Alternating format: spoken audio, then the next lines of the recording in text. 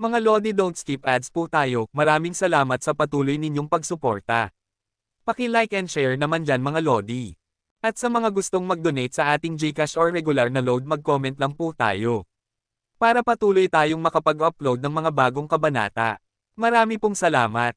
Subaybayan natin ang kwento ng isang kabataang nangarap para sa kanyang mga mahal sa buhay. Mula sa pinakamahina tungo sa pinakamalakas. Alamin natin ang kwento ng kanyang buhay. Kabanata 1771, Kabanata 1800. Kabanata 1791. May ngiti sa sulok ng labi ni Yehan. Ang 10 salitang iyon ang siyang susi upang mabuksan ang 9 square grid pattern, Jiugongge. Sa totoo lang, matagal nang may paalala mula pa nang iguhit ni Undead Bing ang 2 linyang iyon. Ngayon lamang lubusang naunawaan ni Yehan ang tunay na gamit ng mga ito, isang palatandaan para sa mga magtatangkang lutisin ang Jiugongge pattern.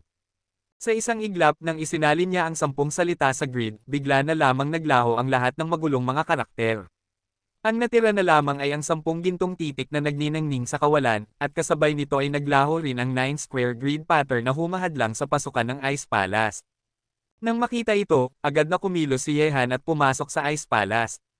Ngunit pagkatapos niyang makapasok, muling lumitaw ang Jiugongge pattern. Kasabay nito, nawala na rin ang pag-iisip ni Immortal Ice, na tila espiritong nagbabantay dahil natapos na niya ang kanyang misyon.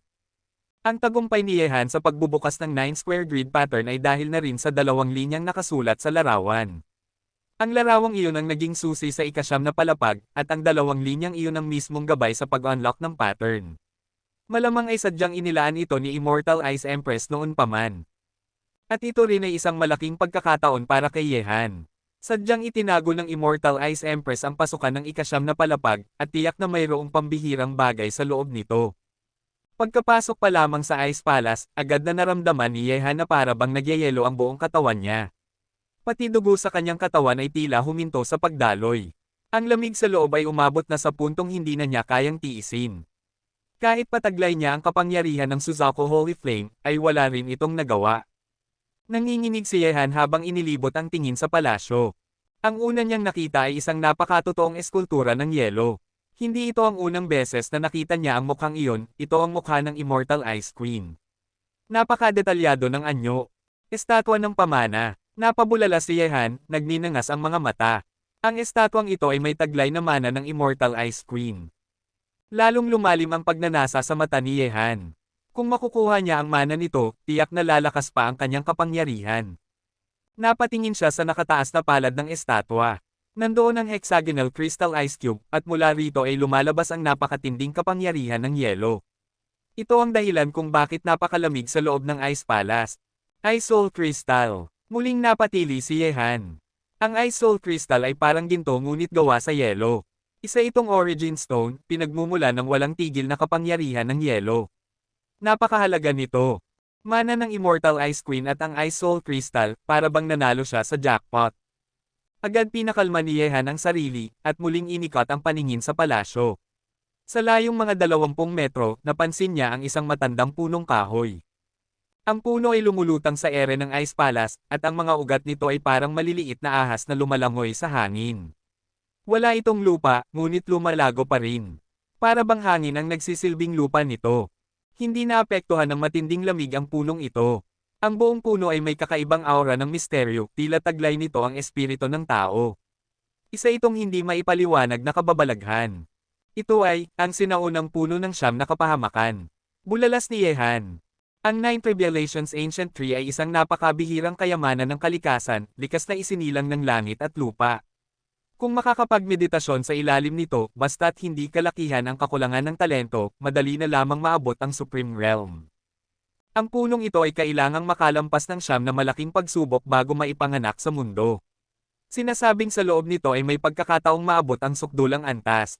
Karaniwang hindi natutumbasan ng kahit anong gamot o pildores ang kapangyarihan ng 9 Revelations Ancient Tree. Isa lamang itong likas na yaman ng kalikasan na may kakayahang tumulong sa pag-abot ng pinakamataas na antas ng cultivation. Bagamat hindi ito kasing halaga ng Body Ancient Tree o ng Tree of Life, isa pa rin itong napakahalagang yaman. Hindi ko inaasahan na nahanap ng Immortal Ice Queen ang ganitong klaseng puno. Kahit maghanap pa ako sa buong mundo, bihirang-bihira ito. Hindi mapigil ang humanga si Yehan. Kung makakaabot siya sa half-step Supreme at magmuni-muni sa ilalim ng punong ito, tiyak na mabilis siyang makakarating sa Supreme State. At kung pahihintulutan niya ang mga tauhan ng Tianlong na magnilay sa ilalim ng punong ito, isang Supreme Army ang maaari niyang mabuo. Tumulong pa sa akin ang langit. Bulalas ni Yehan habang napapangiti. Hindi niya inasahan na sa kanyang biglaang pagbisita sa 9-story Ice Palace, ay makakamit niya ang ganito kalaking pagkakataon. Kabanata 1792. Hindi pa man kasama ang 9 Revelations Ancient Tree, ang mana ng Immortal Ice Queen pa lang ay napakahalaga na, at idagdag pa ang Ice Soul Crystal na isa sa mga pambihirang kayamanan ng kapangyarihan. Ngayon, lubos nang nauunawaan ni Yehan kung bakit itinatago ng Immortal Ice Queen ang ika-9 na palapag ng 9-story Ice Palace, dahil kapag nalantad ang mga nilalaman nito, tiyak na magkakaroon ng digmaan ang unang palasyo, 3 sekta, at iba pang mga puwersa ng Yuhengyo. Posible pang maakit ang mga makapangyarihang nilalang mula sa labas ng rehiyon upang makipag-agawan. Pero sa ngayon, lahat ng ito ay pagmamay-ari na ni Yehan. Agad siyang lumapit sa 9 Revelations Ancient Tree, at sa isang kumpas ng kanyang kamay, nawala ang puno at napunta sa loob ng kanyang daong mundo, Daoist World. Pagkatapos ay umupo siya nang nakayuko sa harap ng statwa ng pamana. Natural na nais niyang angkinan ang mana ng Immortal Ice Queen. Gustong malaman ni Yehan kung anong klaseng pagbabago ang mangyayari sa kanyang lakas matapos makuha ang pamana. Sa harap ng estatwa, kinonsentre ni Yehan ang kanyang isipan. Dahan-dahang humiwalay ang kanyang isipan sa katawan, binalot ang estatwa, at nagsimulang makipag-isa rito. Biglang, habang nagsasanib ang kanyang isipan sa estatwa, isang nakakatakot na puwersa ang bigla na lamang pumasok sa kanyang katawan mula sa estatwa ng pamana. Hindi ito kayang labanan ni Yehan, wala siyang magawa kundi tiisin ang pagdaloy ng puwersang ito sa kanyang katawan. Parg! Napapasigaw si Yehan sa sakit. Pawis na pawis ang kanyang noo. Ramdam niyang parang sisubog ang kanyang katawan mula sa lakas ng puwersang iyon. Dumaan ang puwersa sa lahat ng kanyang meridian, at lumobo ang kanyang dibdib na parang lobo. Sa loob ng 10 minuto, naramdaman niyang ang kanyang realm ay biglang tumaas, umabot sa tuktok ng kalagitnaang antas ng Little Honorary Rank, at tila hindi pa iyon titigil. Habang tumataas ang kanyang antas, naramdaman din niyang lumalakas ang kapangyarihan sa kanyang katawan, at ito'y nakakapagpakalma ng kaunti sa sakit. Dahil dito, hindi na siya lumaban sa puwersa, bagkus ay hinayaan niya itong tuloy-tuloy na pumasok sa kanyang katawan. Pagkalipas ng 2 oras, isang malakas na aura ang sumabog mula sa kanyang katawan, naabot na niya ang huling yugto ng Little Honorary Rank. Sige pa, bulalas niya sa kanyang isipan. Pinalaganap niya ang lahat ng lakas sa kanyang katawan. Pagkalipas ng kalahating araw, muling tumaas ang kanyang realm, umabot na siya sa tuktok ng huling yugto ng Minor Rank. Ngunit ang puwersa mula sa estatwa ay patuloy pa rin sa pagdaloy sa kanya. Habang dumadaloy ang lakas sa kanyang katawan, napansin niyang ito pala ay may kasamang matinding lamig. Sa una, dahil sa sakit, hindi niya ito naramdaman. Ngunit nang mabawasan ang sakit, natuklasan niyang ito pala ay puwersang yelo. Ang puwersang yelo ay dumaloy sa kanyang buong katawan, bumalik sa kanyang dantian, at doon na nag-ugat. Sa ganitong paraan, nagkaroon na si Yehan ng kapangyarihan ng yelo, isang uri ng lakas na sinasanay ng Immortal Ice Queen. Pero dahil kayang i-cultivate ni Yehan ang kahit anong uri ng puwersa, wala siyang limitasyon. Ngayon, mayroon na siyang 5 uri ng kapangyarihan. Kapangyarihan ng ginto, kapangyarihan ng mahika, kapangyarihan ng yin at yang, kapangyarihan ng buhay, kapangyarihan ng yelo. 5 magkaibang uri ng kapangyarihan ang magkakasamang naninirahan sa kanyang katawan. Sa loob ng Ice Palace, sa ilalim ng estatwa ng pamana, nakaupo pa rin si Yehan na nakapikit at nakatutok. Lumipas ang 1 araw mula nang siya'y pumasok sa palasyo, at ang lakas sa kanyang katawan ay patuloy pa rin sa pag-ikot at pagdaloy. Sa sandaling iyon, muling sumabog ang malakas na aura mula sa kanya, naabot na niya ang unang yugto ng Grandmaster position. Sa loob ng 1 araw, ang antas ni Yehan ay umakyat mula kalagitnaan ng junior level hanggang sa maagang yugto ng Grandmaster. Isang bilis na ni hindi kayang tumbasan ng Daoist World. Ngunit ang puwersa mula sa estatwa ay hindi pa rin humihinto. Pagkalipas ng 2 araw, muling umangat ang antas ni Yehan, naabot na niya ang tuktok ng maagang yugto ng Grandmaster position. Ngunit habang papataas ng papataas ang kanyang antas, napapansin niyang tumataas din ang tagal ng bawat breakthrough. Nararamdaman ito ni Yehan. Pero kahit gusto na niyang huminto, hindi na niya magawa. Wala siyang magagawa kundi tanggapin ang kapangyarihan at ituloy ang kanyang pag-angat sa realm. Kabanata 1793. Sa isang iglap, 4 na araw na ang lumipas mula nang pumasok si Yehan sa Ice Palace. Sa loob ng mga araw na iyon, ang tuloy-tuloy na pagtaas ng kanyang kapangyarihan ay nagdulot sa kanya ng labis na kagalakan. Ngunit matapos ang 4 na araw, natuklasan na ng 4 na henyo na nasa loob din ng maliit na mundong iyon ang lokasyon ng Ice Palace. Dumating na rin ang mga piling disipulo ng iba't ibang sekta sa loob ng mga araw na iyon. May Ice Palace pala rito. Tiyak na may kayamanan sa loob. Ani Leng Feiyang sa mababang tinig. Narinig ito ni Yun Zhongchan at nagliwanag ang kanyang mga mata sa kasakiman. Buti na lang at ang ating sekta ang unang nakatuklas nito. Para maiwasan ang mga aberya, kailangan nating makapasok agad sa Ice Palace.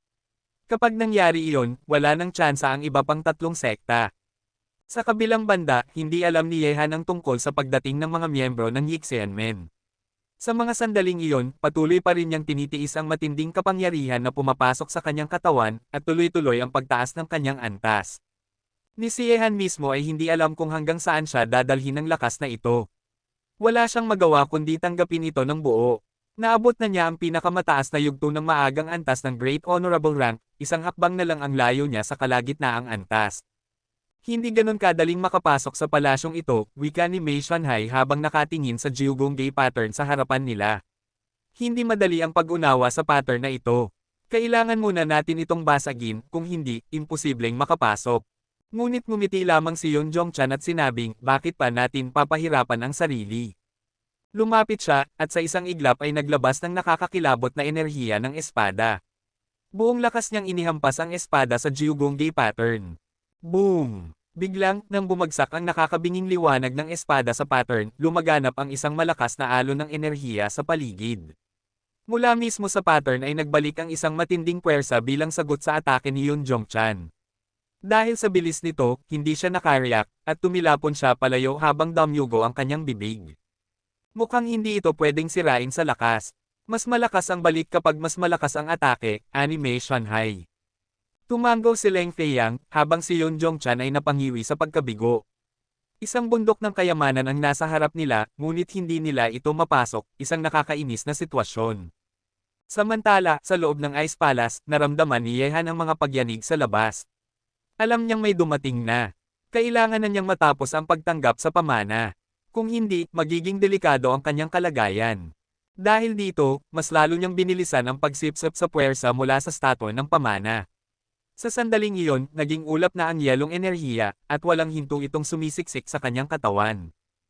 Pagkalipas ng 1 oras, muli na namang umangat ang kanyang antas, umabot na siya sa kalagitnaang antas ng Great Honorable Rank. Ngunit hindi pa rin tumitigil ang enerhiya mula sa estatwa. Tuloy-tuloy pa rin ito sa pagdaloy sa loob ng katawan ni Yehan. Pagkalipas ng 5 oras, unti-unting tumigil ang daloy ng kapangyarihan mula sa estatwa. Sa panahong iyon, naabot na ni Yehan ang rurok ng kalagitnaang antas ng Great Honorable Rank. 4 na araw. Mula sa kalagitnaang antas ng Junior Rank hanggang sa pinakamataas na antas ng Great Rank, isang bilis na hindi kayang tumbasan ng kahit anong eliksir, tanging isang pambihirang pagkakataon lamang ang kayang gumawa nito, gaya ng naranasan ni Yehan ngayon. Tahimik ang mukha ni Yehan, tulad ng isang bundok. Nang masaid na niya ang lakas mula sa estatwa, lubusang binalot ng kanyang isipan ang estatwa ng pamana. Biglang, nang tuluyang pumasok ang kanyang isipan sa estatwa, pakiramdam niya ay bumagsak siya sa isang kailaliman. Napunta siya sa isang napakalawak na puting espasyo, tila isang chaotic void. Sa harap niya, mula sa puting liwanag ay lumitaw ang isang figure, isang Snow White na babae, malamig ang mga mata ngunit puno ng karangalan. Ang kanyang presensya ay tila isang Diyos na bumaba sa gitna ng kawalan. Immortal Ice Queen. Bulalas ni Yehan. Kunin mo ang aking pamana at pumasok ka sa aking sekta. Kapag kailangan mo ako, gamitin mo ito. Isang malamig at kalmadong tinig ang lumabas mula sa figure. Kasabay nito, isang jade float ang lumutang papunta kay Yehan. Nakaukit sa jade float ang dalawang maliliit na salita. Jiuyo. Kabanata 1794. Habang tinatitigan ni Yehan ang jade float, bigla na lang naging liwanag ang puting figure sa harapan niya at tuluyang pumasok sa kanyang isipan. Sa sandaling iyon, naramdaman niyang parang sumabog ang kanyang utak, isang nakakakilabot na dami ng impormasyon ang isinaksak sa kanyang isipan.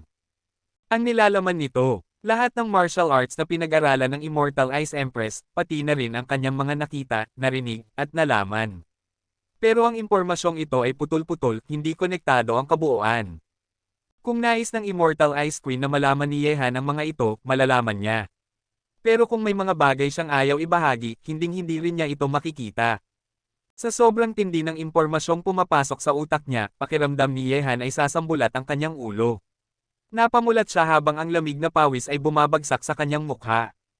Ngunit habang unti-unti niyang nauunawaan ang impormasyon, napalitan ng tuwa ang kanyang pagkabigla. Matinding kasiyahan ng Bum-A-Lot sa kanyang mga mata. Sa labas ng Ice Palace, dumating na rin ang mga disipulo mula sa Chanfuman at Waxuman.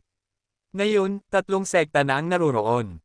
Subalit kahit sino sa kanila ay walang kakayahang lutisin ang Jiugongge 9 square grid pattern. Pati na sina Mei Shanhai at Zia Xuanbing nabigo sa kanilang pagtatangka. Bagamat tila maikli lang ang oras na ginugol ni Yehan sa loob ng palasyo, 2 araw na pala ang lumipas. 6 na araw na siyang nasa Ice Palace. Masyadong mahirap itong Jiugongge. Kahit ako, hindi ko maunawaan, wika ni Zia Xuanbing, pagod na ang tono. Ang karunungan ng Immortal Ice Queen ay malayo sa atin, tugon ni Mei Shanhai. Maaaring kahit ang isang Supreme Being ay hindi ito kayang lutisin. At dahil ganito kahirap pasukin ang Ice Palace, sigurado akong may matinding kayamanan sa loob. Pero kahit pinagsama-sama ang mga disipulo ng 4 na sekta, wala pa ring makakaresolba nito. Kapag pilit nating sinira, tayo lang ang mapapahamak, sabi naman ni Zhuang Faiyao, habang umiling. Nasaan si Yehan? Bakit wala siya rito? Biglang tanong ni Zia Xuanbing. Lahat ng mga disipulo ng 4 na sekta ay naroon na, maliban kay Yehan.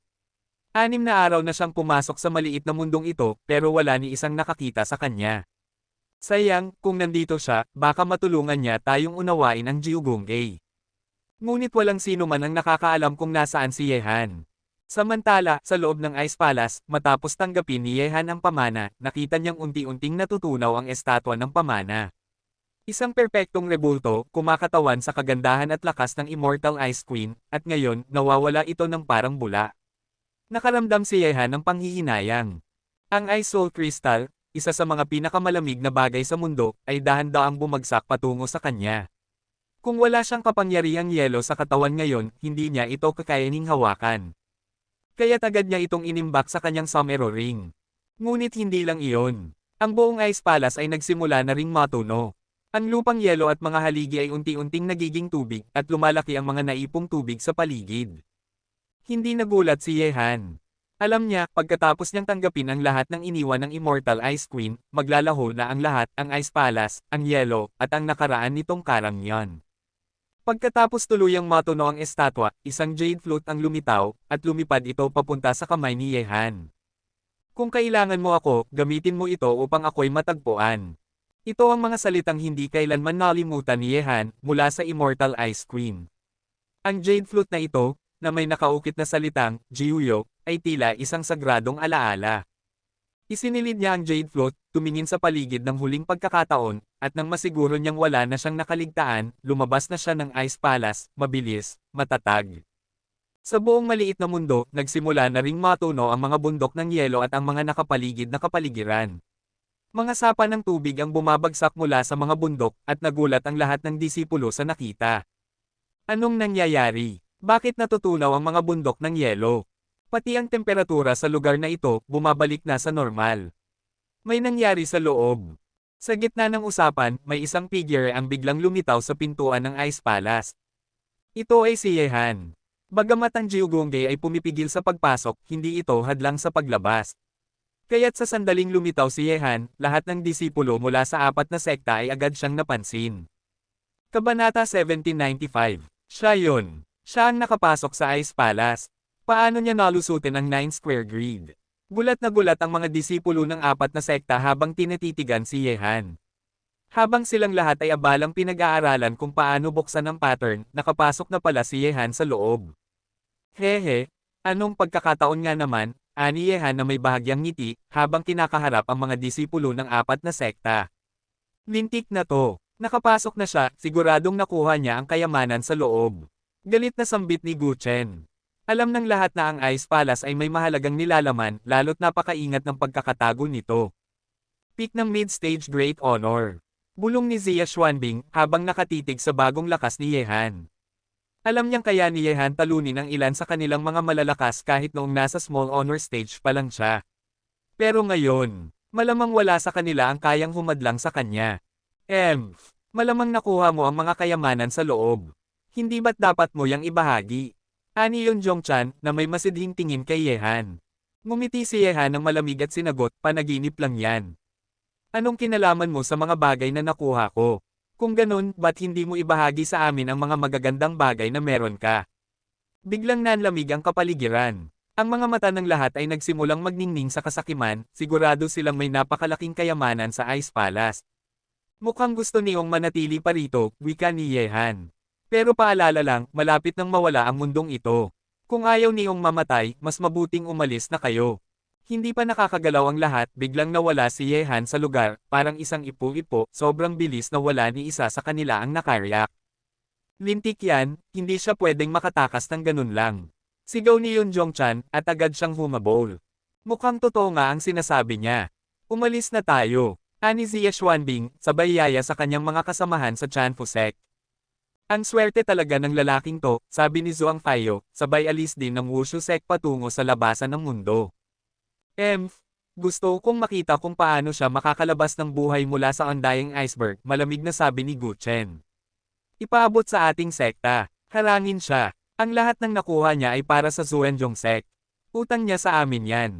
Ngumisi si Gao Banshan, at agad nagpadala ng mensahe gamit ang Soul Jade Sleep. Sa bilis ni Yehan, gamit ang lakas ng isang mid-peak Great Honor Expert, nakarating siya sa teleportation altar sa loob ng 5 minuto, at tumapak sa teleportation array na nagdala sa kanya sa ikawalong palapag ng 9-story Ice Palace. Ngunit sa labas ng Ice Palace, nakatayo si Gaizong, nakatingin sa pasukan, tila naghihintay na ng tiyak na tagpo. Alam niya na nakapasok si Yehan, at alam din niyang hindi ito makalalabas ng basta-basta. Hindi lang dahil sa pagkatalo ng Zuenjong Sect sa laban ng 4 na pinto, kundi dahil pinatay din ni Yehan ang ilang miyembro ng kanilang sekta. At higit sa lahat, nakuha pa nito ang kayamanan ng Ice Palace. Kahit wala ang lahat ng iyon, hindi niya pababayaan si Yehan. Sa paligid ng Ice Palace, maraming mga mata mula sa 4 na sekta ang nakatingin. 6 na araw na ang nakalipas mula nang pumasok ang mga disipulo, ngunit wala pa ring lumalabas. Pinakamatagal na ito sa kasaysayan ng Ice Palace. At bigla, may isang figure ang lumabas. Si Yehan. Nakalabas siya. Agad na tumutok ang buong atensyon ng mga tao kay Yehan. Ngunit sa sandaling iyon, isang matinding enerhiya ng pagpatay ang tumama kay Yehan, para bang ang buong mundo ay nagsara para sa kanya. Kahit gusto pa niyang tumakas, hindi na niya magagawa. Nagyayelong katahimikan. Bata. Hindi ito lugar na basta ka nalang papasok at lalabas. Biglang lumitaw sa ere si Gaizong, habang ibinubuga ang mapangwasak na presensya ng isang 9 Revelation Supreme. Nabigla ang lahat. Ang mga leader ng iba't ibang sekta ay napatingin, lalo na si Chu Xiaoyao, na may halakhak sa mata. Mukhang tatapusin na talaga ni Gaizong ang batang ito. Napatingin din si Tian Yanzi kay Li Tongshan, ang kinatawan ng Wushu Sect, na siyang nag-imbite kay Yehan bilang foreign aid. Titingnan natin kung manunood ka lang. Ngunit bago pa man makagalaw si Gaizong. Brother Gaizong, mukhang hindi tama na makialam ka sa laban ng mga kabataan. Lumutang si Li Tongshan sa kabilang panig ng langit, bitbit rin ang aura ng isang 9 Revelation Supreme. Bagamat hindi nila personal na nahanap si Yehan, kung wala siya, siguradong nasa ilalim muli ng ranggo ang Wushu Sect. Kabanata 1796, sa puntong ito, malinaw na malaki ang utang na loob ng Wushu Sect kay Yehan.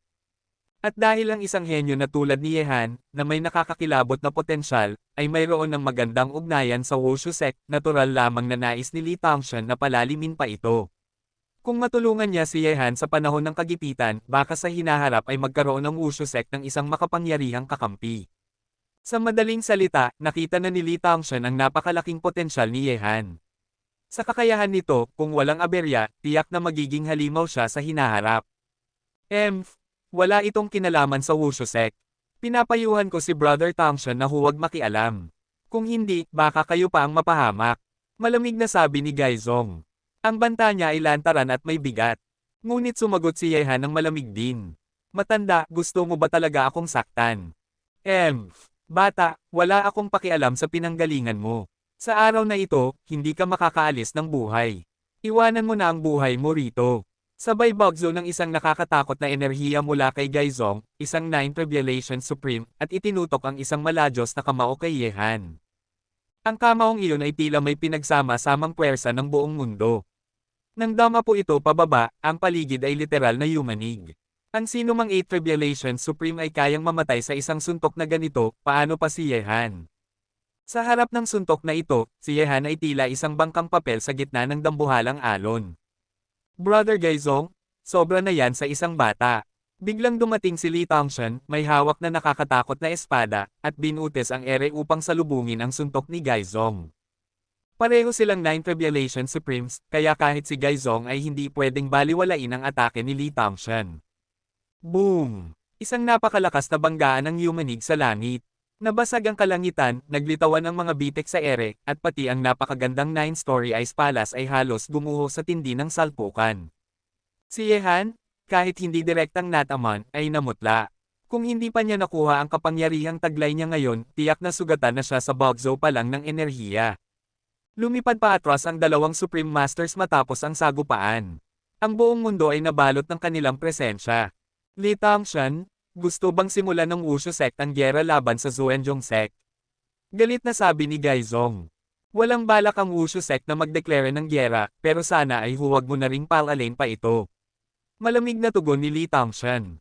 Lalong dumilim ang mukha ni Gaizong.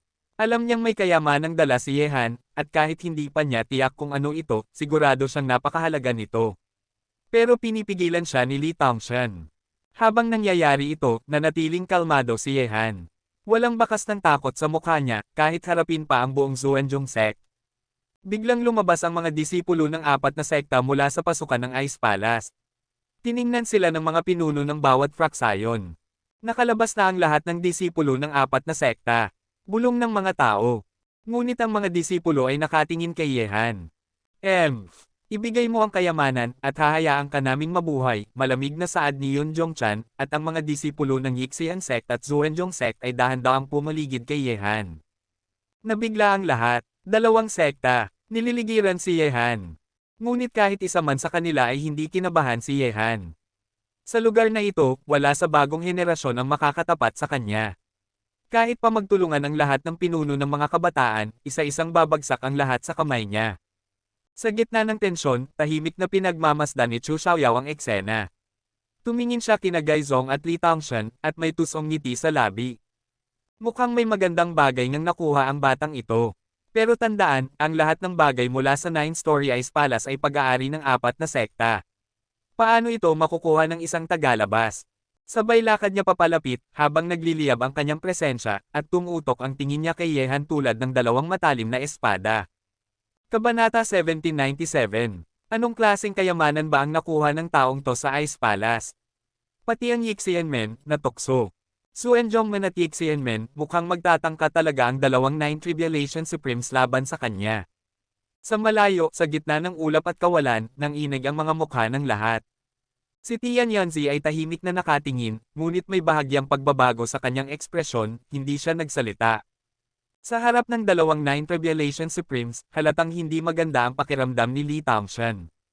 Kung si Gaizong lang, kaya niyang sabayan. Pero kung isasama pa si Chu Xiaoyao, wala na siyang panigurado. Sa gitna ng lahat ng mata, si Yehan ang naging sentro ng atensyon. Ngunit kahit ang dalawang makapangyarihang nilalang ay nakatingin sa kanyang parang nais siyang patayin, walang bakas ng takot sa mukha ni Yehan. Sa halip, malamig ang kanyang titig habang inaabot ng tingin ang buong mundo. Zuenjong Sect at Yixian Sect, mahusay, sabi ni Yehan, malamig ang boses. Dalawang Nine Revelation Supremes ang ipapadala para lang sa akin. Ngayon gusto kong malaman, sino pa ang gustong pumatay sa akin, Yehan? Sino pa? Sa tuktok ng iceberg, nilaybot ni Yehan ng malamig na tingin ang buong paligid. Walang nikatiting na takot sa kanya. Kahit pa ordinaryong henyo lang siya, siguradong patay na siya ngayon. Pero kahit dalawang supreme na ang kaharap niya, nananatiling matatag ang puso ni Yehan. Sa totoo lang, kaya ba ng Nine Revelation Supremes na labanan ng isang Demon Emperor? Nanginginig ang paligid sa sinabi ni Yehan. Batang ito, pati ba naman ang Immortal Sect at Zuenjong Sect ay tinutuligsa? Malamig ang sagot ni Chu Xiaoyao. Alam niyang may nakuha si Yehan mula sa Ice Palace, kaya't hindi niya ito basta pababayaan. Li Tongshan, sa kabilang banda, ay hindi alam kung paano paprotektahan si Yehan. Dalawa ang kalaban niya, sobrang hirap. Napatingin na rin siya kay Yehan, umaasang may sarili itong paraan para iligtas ang sarili. Tian Yanzi, tahimik lang. Alam niyang ang mga sinabi ni Yehan ay maaaring patama sa kanya pero hindi siya gagalaw. Ang batang ito ay may pambihirang talento at walang nakakaalam kung sino ang nasa likod nito. Hindi sulit makipagsapalaran sa ngayon. Mukhang kayo lang pala talaga, malamig na sabi ni Yehan. Tumingin siya kay Li Tongshan at dagdag pa. Master, sapat na tumayo ka para sa akin. Tandaan ko yan habang ako'y nabubuhay. Pero mula rito, hayaan mong ako na ang kumilos. Nagulat ang lahat. Lalaban siya, mag-isa, laban sa dalawang Nine Tribulation Supremes. Ano bang iniisip ng lalaking to? Bulong ni Zhuang Fayo, kunot noo. Hindi rin maunawaan ni Zia Xuanbing ang iniisip ni Yehan. Pero ang matinding kumpiyansa na bumabalot sa kanyang katawan ay parang pananampalatayang hindi kayang buwagin. Ano bang tinatago ng batang to? Tanong ni Tian Yanzi sa sarili. Ang mga salitang tila hambog mula kay Yehan ay nagdadala ng hiwagang hindi maarak. Nagmamalaki pa. Gusto kong makita kung may ibubugay ka talaga. Sigaw ni Gaizong, sabay pakawala ng matinding enerhiya ng Nine Tribulation Supreme papunta kay Yehan. Si Chu Xiaoyao, tila naiintriga, at unti-unting lumapit rin sa ere. Gusto rin niyang angkinan ang kayamanan mula sa Ice Palace. Ngunit, ako'y isang maliit na tao lang, pero kayo dapat ang manginig ngayon. Biglang nagliwanag ang mga mata ni Yehan, isang nakakabaliw na lamig at pamatay na intensyon ng bumalot sa kanya. Nagulat sina Gaizong at Chu Xiaoyao, napatingin sa kanya. Lumabas ka, sigaw ni Yehan. Boom! Isang nakakasilaw na asul na liwanag ang sumabog mula sa katawan ni Yehan. Sa harap ng lahat ng nilalang sa mundo, isang tao, hindi ordinaryo, ang lumitaw sa kanyang tabi. Isang nilalang na bumalot ng makapal na demonic aura. Isang presensyang tila bundok ang bigat, isang Demon Emperor. Ang buong paligid ng Void ay napuno ng mabigat na enerhiya, hanggang 10,000 metro ang sakop. Ang mga disipulo ng apat na sekta ay agad na umatras sa takot. Ang presensyang yun, kaya silang durugan sa isang tingin lang. Ay isa itong, Demon Emperor. Kabanata 1798. Bigla, habang ang nakapangangilabot na presensya ng Demon Emperor ay bumalot sa buong paligid, nabigla ang lahat ng nilalang sa mundo. Ang aura na ito ay tila naghahari sa buong kalangitan. Demon Emperor. Isa siyang tunay na Demon Emperor. Napakatindi. Ang Demon Emperor ay kapantay ng pinakamakapangyarihang tao. Kaya pala may lakas ng loob si Yehan, may isang Demon Emperor pala siyang tagapagtanggol. Sa puntong ito, nagiba ang tingin ng apat na pinuno ng sekta. Nang lumitaw si Emperor Aoqing, naliwanagan sila kung saan nanggagaling ang tiwala ni Yehan sa sarili. Kung may Demon Emperor kang kasama, ano pa nga ba ang ikatatakot mo? Sina Gaizong at Chu Xiaoyao ay kapwa na mutla. Kahit magtulungan pa sila, walang laban-laban sa isang Demon Emperor. Kung gugustuhin nitong patayin sila, madali lang iyon. Sa kanyang puso, labis ang pagsisisi ni Chu Xiaoyao. Dahil sa pansariling interes, humarap siya kay Yehan, ngayon ay wala na siyang ligtas na paraan. Punyeta, Demon Emperor nga. At kay Yehan pa siya. Ang mga disipulo ng apat na sekta ay namutla sa takot, at pati si Tian Yanzi ay nakahinga ng malalim, nagpapasalamat na hindi siya sumali sa pagkontra kay Yehan. Hindi dapat inaapi ang mga kabataan. Kung ako'y inaapi nyo, dapat lang kayong magbayad. Yelo ang tinig ni Yehan, puno ng nakamamatay na galit. At bago pa man makagalaw ang iba, kumilos na si Emperor Aoqing. Ang buong kalawakan sa loob ng 10,000 metro ay agad na napiit sa kanyang nakasisindak na aura. Tila isang bagyong nilalang, kumilos siya sa himpapawid, isang halimaw sa anyo ng tao. Isang napakatinding Demon Emperor's Fist ang bumulusok mula sa langit, diretso kina Gaizong at Chu Xiaoyao. Hindi, magsanib puwersa tayo. Sigaw ni Chu Xiaoyao, at agad na lumitaw sa kanyang kamay ang isang mapaminsalang espada. Ang liwanag ng kanyang espada ay lumaganap sa kalangitan, humahati sa hangin upang sagupain ang kamaong darating. Sa kabilang dako, si Gaizong ay naglabas din ng buong lakas, tumugon gamit ang sariling kamao. At sa isang kisap mata, bago pa man magbanggaan ang mga atake, umalangaw-ngaw na ang puwersa sa buong paligid. BOOOOM. Isang hindi maipaliwanag na pagsabog ang sumabog sa ere, parang makinang napaputok pero punong-puno ng pagkawasak. Ang buong kalangitan ay nabiyak, tila mga basag na salamin, at sumabog ang mga yelo sa buong paligid. Bang! Bang! Dalawang anino ang tumalsik pababa tulad ng mga meteorite, sumalpok sa plataporma na may radius na 1 kilometro. Ang buong platform ay nawasak, at ang mga tipak ng yelo ay lumipad sa lahat ng direksyon, parang mga espada na gustong pumatay. Libu-libong nilalang sa paligid ay nagsitakbuhan palayo sa eksena. Ang kapangyarihan ng isang Demon Emperor, nakakatakot. Kahit magkasamang lumaban sina Gaizong at Chu Xiaoyao, hindi nila napigilan ang isang suntok lang ni Ao Qingdi. Ang kanilang katawan ay lumusab sa platform, winasak ito, at nasugatan silang pareho. Ang mga pinuno gaya ni Li Tangshan at Tian Yanzi ay natulala. Kung sila ang humarap sa suntok na iyon, baka pareho rin ang sinapit nila. Whoosh! Dalawang basag-basag at dagwang anyo ang biglang lumipad palabas ng wasak na plataporma, sina Gaizong at Chu Xiaoyao. Gulo ang buhok, punit ang kasuotan, at may dugo sa bibig. Wala na ang kanilang dignidad bilang mga Supreme Masters. Nakatingin sila kay Emperor Ao Qing, na parang isang Diyos ng kamatayan, nakatayo sa ere, walang emosyon, pero puno ng nakamamatay na lakas. Lumutang lamang sila sa kawalan, nanginginig. Tumakas na tayo. At sa isang iglap tumalikod at tumakas sina Gaizong at Chu Xiaoyao. Hindi na nila kayang lumaban. Para sa kanila, si Emperor Ao Qing ay parang halimaw na kayang pumatay ng langgam nang hindi man lang kumikibo, at sila ang langgam na iyon. Tumakas sila. Ang mga nakakita nito, lalo na si Tian Dijan, ay hindi makapaniwala. Ang mga matatiyog na pinuno ng sekta, na dapat ay iniidolo at pinupuri, iniwan ang kanilang mga alagad at tumakas sa takot. Ito ay isang kahihiyan na maririnig sa buong mundo ng Yuhengyo. Kabanata 1799. Gayunpaman, kung hindi tumakas sina Gaizong at Chu Xiaoyao, baka sa susunod na pag-atake ni Emperor Ao Qing, buhay na nila ang kapalit. Nagkatinginan sina Li Tangshan at Tian Yanzi, at kapwa may kapitan sa kanilang mga mata. Kahit sila pa, kung isang Demon Emperor ang haharap sa kanila, wala silang ibang magagawa kundi tumakas. Sa buong kalangitan at kalupaan, ang mga disipulo ng Xuanzong sect at Yixian sect ay nagpapanik. Tumakas na ang kanilang pinuno. Ano pa ang magagawa nila? Labanan si Yehan. Suicidal yun. Ngumiti ng malamig si Yehan. Bagamat nagulat siya sa biglaang pagtakbo ni Gaizong at Chu Xiaoyao, naiintindihan niya ito dahil kahit sino ay takot mamatay. At bilang mga pinuno ng sekta, mas mahalaga pa sa kanila ang sariling buhay kaysa karangalan. Pero kahit tumakas sila, hindi mahirap patayin ni Yehan ang dalawa. Kung ipapadala niya si Emperor Ao Qing upang wasakin ang Xuanzong sect at Yixian sect, tiyak na katapusan na nila. Pero, hindi niya gustong aksayahin ang oras sa kanila. Lalong-lalo na ngayon, ang kayamanang nakuha niya sa loob ng 9-story Ice Palace ay sadyang napakahalaga. Ngayon, lahat ng mata ay muli nang nakatingin kay Yehan. May Demon Emperor siyang kasama, kaya wala nang pinuno ng sekta ang manggahas kumalaban sa kanya. Subalit, tumigil ang tingin ni Yehan sa mga disipulo ng Xuanzong sect at Yixian sect. Nanginig ang mga ito. Sa kanilang mga mata, takot at pangamba ang nangingibabaw.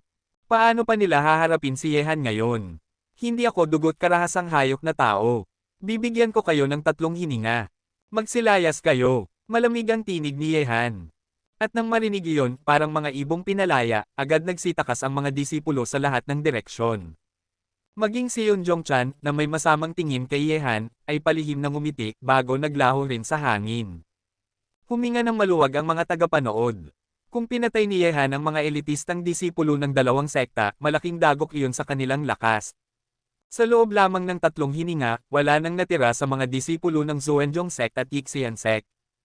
At sa puntong ito, ang pangalan ni Yehan ay nagsimulang lumaganap, parang isang nagniningning na tala sa langit ng Yuhengyo. Guro, salamat sa lahat. Hanggang sa muli. Pagkatapos tumingin kay Li Tangshan, lumakad si Yehan sa kalangitan, kasunod si Emperor Ao Qing, at naglaho silang dalawa sa paningin ng lahat. Kapatid na Tangshan, ikaw talaga ang may matalas na mata. Isang kakaibang nilalang ang nahanap mo. Tawanan ni Tian Yanzi, habang nakatingin sa direksyong tinahak ni Yehan. Ngumiti si Li Tangshan ng may kapitan. Hindi ko siya hinanap, siya ang kusang dumating. Ni hindi ko alam kung saan siya nanggaling. Pero sa talento ng batang iyon, dagdag niya. Hindi siya nalalayo sa mga halimaw sa Heavenly King list. Sa puntong iyon, nagsimula ng matuno ang 9-story Ice Palace. Bumabagsak ang tubig mula sa tuktok nito, at sa buong undead iceberg, kaparehong sitwasyon ang nangyayari. 1 linggo pa marahil, at tuluyan nang mawawala ang buong undead iceberg. Pagkalipas ng 5 oras, nakalayo na si Yehan sa Undead Iceberg. Noong una, tumagal siya ng 1 araw para makarating doon, ngayon, mas mabilis na siya dahil sa lakas niya.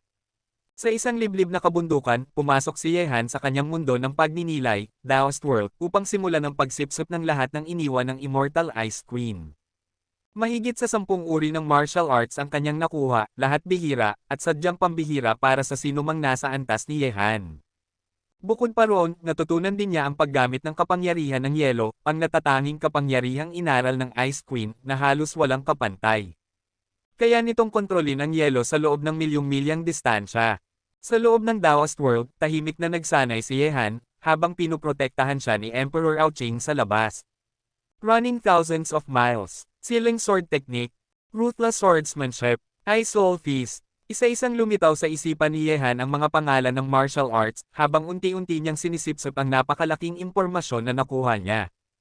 Kabanata 1800. Sa mundong ito, walang sapat na oras sa pag-eensayo, at sa isang iglap, mahigit kalahating buwan na ang lumipas simula nang manirahan si Yehan sa kabundukang iyon. Ngunit sa loob ng kanyang Daoist World, ang kalahating buwan sa labas ay katumbas ng halos 4 na taon sa loob. Sa panahong iyon, hindi lang niya lubos na naabsorb ang pamana ng Immortal Ice, kundi na ipataas din niya ang antas ng ilang martial arts techniques sa isang nakamamanghang level. Isa sa mga pinaka-nakamamanghang kasanayan. Traveling thousands of miles. Isang napakabilis na movement technique, mas malakas pa sa Taisho 100 steps na iniwan ni Venerable Yin Yang noong araw. Sa tuwing gagalaw si Yehan sa kalawakan, ang ihip ng hangin ay tunog kidlat, at kahit half-step Supreme Being ay hirap sumabay sa bilis niya. At tandaan, hindi pa iyon ang kanyang buong lakas. Kung mas lalakas pa siya, mas lalo pang bibilas ang kanyang paggalaw. Dahil ito'y martial art na iniwan ng isang Immortal Ice Queen, paano magiging karaniwan ito? Bukod sa movement techniques, nag-ensayo rin si Yehan ng Sealing Sword Technique, Ice Soul Feast. Ang iba pang martial arts ay hindi niya pinilit pag-aralan. Alam niyang ang kasakiman ay nagdadala ng kapahamakan. Pinakamahirap matutunan sa lahat, Ruthless Swordsmanship. Isang teknik na ubod ng bagsik, hindi pwedeng iwas-iwas kung walang dugo na masisipsip ng espada. Hindi pa handa si Yehan dito ngayon. Matapos ang halos 4 na taon ng pagsasanay, 3 set ng martial arts ang kanyang na-master, sapat na para sa kasalukuyang antas niya. Pagkatapos, sinuri ni Yehan ang progreso ng kanyang mga kasama sa Daoist World. Hel Ianwaki at Ren Zhongshan, Naka-seclusion, meditation training. Shi Wulei, Dao Tong, Xiao Yuangang, nasa peak ng late-stage Grand Honor Realm, at handa ng sumubok maging half-step Supreme. Leng Xingmo, pumasok na sa realm ng Little Honor. Mo Feiwu, medyo mabagal ang talento, nanatili sa peak concentration realm. Iba pang miyembro ng Tianlong, lahat ay nasa itaas ng Little Honor realm. Lahat sila ay nakakabighaning mabilis ang progreso, salamat sa Daoist World.